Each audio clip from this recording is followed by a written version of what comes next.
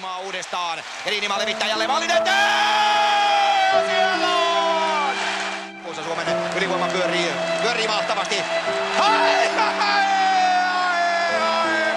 Uskotteko kotona? Peli on 5-1! Ja kiekko menee maaliin. Ja tämä se juuri on tämä Ruotsin peli. Käsittämätön on tapahtunut. Ruotsi on siirtynyt ottelussa 6-5 johtoon. Ruotsi voittaa tämän ottelun.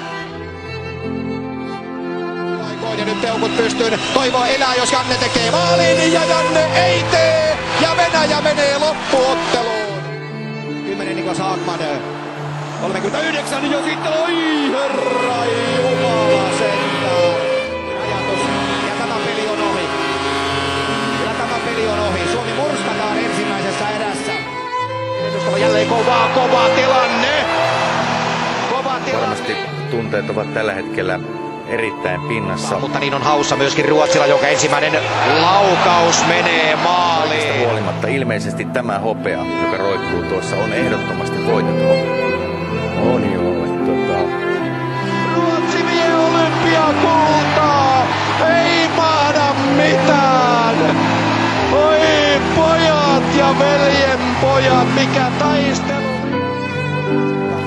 Hän satutti sen edellisessä ottelussa ja sinne ainakin Granlundkin suuntasi laukauksen. Sitten tulee vasta hyökkäys Pääjärven nopea kuti ja Pääjärvi yllättää Vehasen. Näin sen sitten nopeasti tulee, kun sieltä maalintekijä tulee. Mistä tämä finaali 2011 tullaan muistamaan? No siitä, että Suomi voitti sen. Siitähän se muistetaan.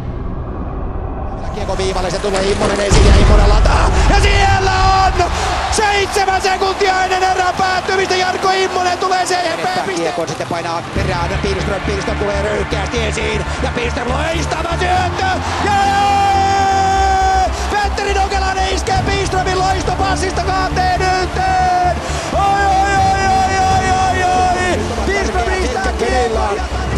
Eikä mitään, sieltä Koivu karkuun ja laita Mikko siitä, laita! Ei mennyt, vaan fast pelastaa. Sieltä ja voimalla ja Suomi panee painetta sinne ja sitten on kiekko maalissa, kolmannen kerran peräkkäin ja Ruotsin viivan yli ja pelaa niin kuin pitääkin, pelaa Pesoselle, Pesonen painaa sinne ja Pesonen lyö loppuniitin, Janne Pesonen iskee Suomelle maailmanmestaruuden, nyt se on selvä asia, Janne Pesonen iskee Suomelle maailmanmestaruuden, 3-19 otettu Koivulle. 2,5 minuuttia aikaa, Ruotsi on lannistunut ja Mika Pyörällä, se on lopun alkua,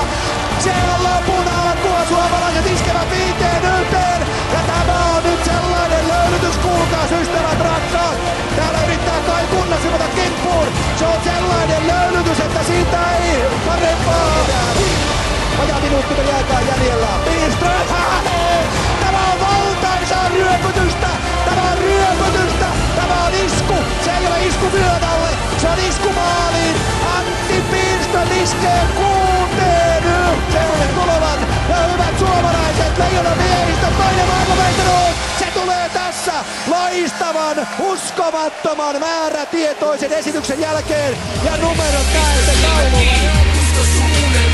Me ollaan voittajia, me mennään finaaliin, nostetaan pokaliin, kauan mitaliin. Me ollaan isopia, me ollaan parempia, me ollaan. Vuoden 2011 finaali on päättynyt Suomen 6-1 voittoon ja katsokaa mitä tapahtuu nyt. Sitten alkaa kuulua hirvittävää meteliä ja sen jälkeen poika viedään sananmukaisesti sinne seuraan minne se kuuluu.